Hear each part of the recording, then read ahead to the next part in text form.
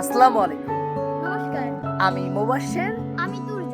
এই বিদ্যালয়ের চতুর্থ শ্রেণীর শিক্ষার্থী। সাইকেলে সারা বাংলাদেশ ভ্রমণের ৬৩তম দিনে চলে আসলাম বাংলাদেশের দিনাজপুরের বিরলের অন্যতম শিক্ষা প্রতিষ্ঠান দীপশিখা মেটি স্কুলে। আর মেটির পূর্ণরূপ হচ্ছে modern education and teaching institute. আর এই বিদ্যালয়টি প্রতিষ্ঠিত হয়েছে 1999 সালে। আমার সামনেই দেখতে পাচ্ছেন বিদ্যালয়টি। আর এই বিদ্যালয়টিতে ব্যবহার করা হয়েছে মাটি এবং বাঁশ, এবং বাঁশে কিন্তু কোনো ধরনের রং ব্যবহার করা হয়নি।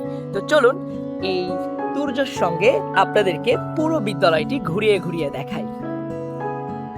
আসলে এই ক্লাসগুলোর ভিন্ন ভিন্ন নাম রয়েছে, সব ঝড়ের নাম, যেমন বৃষ্টি, ঝর্ণা, নদী, সাগর, আরো অনেক কিছু। আর এখন আমরা প্রবেশ করছি সাগরে।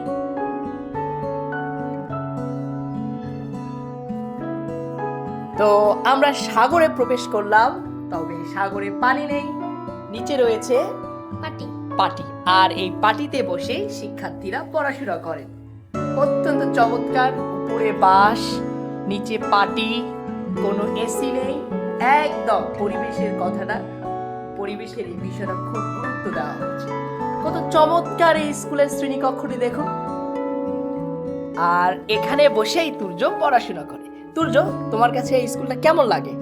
এই স্কুলটা আমার অনেক ভালো লাগে, কারণ এই যে বাঁশ দিয়ে তৈরি জানলাগুলো, এই জানলাগুলোর ভিতর দিয়ে অনেক ভালো করে নির্মল বাতাস প্রবেশ করে। আর এত চমৎকার পরিবেশে শিক্ষার্থীরা পড়াশোনা করেও অনেক আনন্দ পায়। তো চলুন আপনাদেরকে আরো একটু ঘুরে ঘুরে দেখাই। তো এই তো উপরে শিক্ষার্থীদের আঁকা বিভিন্ন ধরনের অঙ্কন।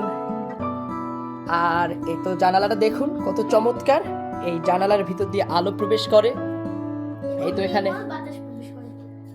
চমৎকার, এখানে কি চমৎকার লাগছে সবকিছু। এখানে কি খেলাধুলা হয় তুর্য? হ্যাঁ, এখানে আমাদের একটু সময় ব্রেক দেয়, ওই সময়টা এখানে খেলাধুলা করে।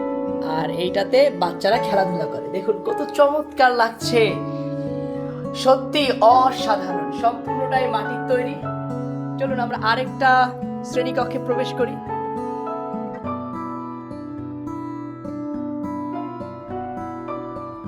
আসলে আমাদের এই ক্লাসগুলো সব একই রকম। চলেন উপরের ক্লাসগুলো থেকে ঘুরে আসি। আর নিচের শ্রেণীকক্ষগুলো একই মডেলের। আমরা এখন উপরের দিকে যাচ্ছি। এই তো একটা চমৎকার সিঁড়ি, আর এই সিঁড়িটাও বাঁশ এবং কাঠের তৈরি। তো আমরা এই সিঁড়ি বেয়ে বেয়ে উপরের দিকে উঠছি।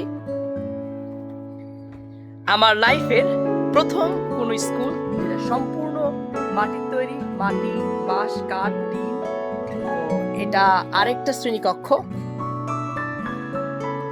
এই লম্বা শ্রেণীকক্ষে মোট 31 জন স্টুডেন্ট রয়েছে। আর এই দরজাগুলো দেখুন, সম্পূর্ণ বাঁশের তৈরি। দরজা, জানালা সব কিছুই বাঁশের। আর এই পাটাতনের ওপর বসে শিক্ষার্থীরা পড়াশোনা করে। তো শিক্ষার্থীদের জন্য ফ্যান আছে।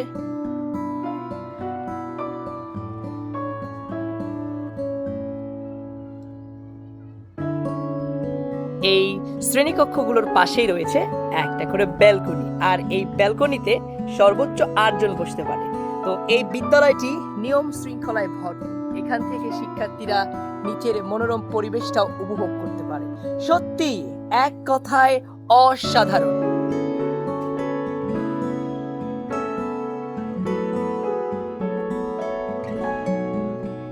তো আমি উপরের ক্লাসগুলো খুব ভালোভাবে দেখলাম। এবার নিচের দিকে যাচ্ছি। আপনাদের সামনে আরেকটা মজার ইন্টারেস্টিং বিষয় শেয়ার করি। এই তো দেখতেই পাচ্ছেন দরজায় বিভিন্ন নাম, বিভিন্ন শিক্ষার্থীর নাম।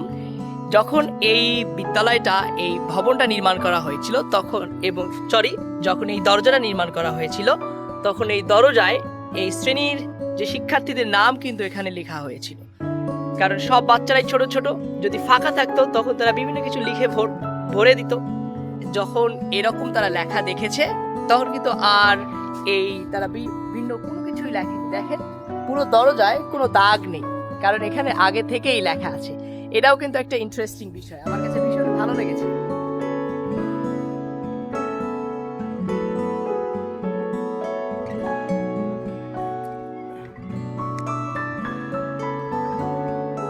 এই দিশালয়ে বিভিন্ন সময় বিভিন্ন ধরনের প্রোগ্রাম হয় এবং ছোট বাচ্চারাও এখানে পড়াশোনা করেন। তারপরে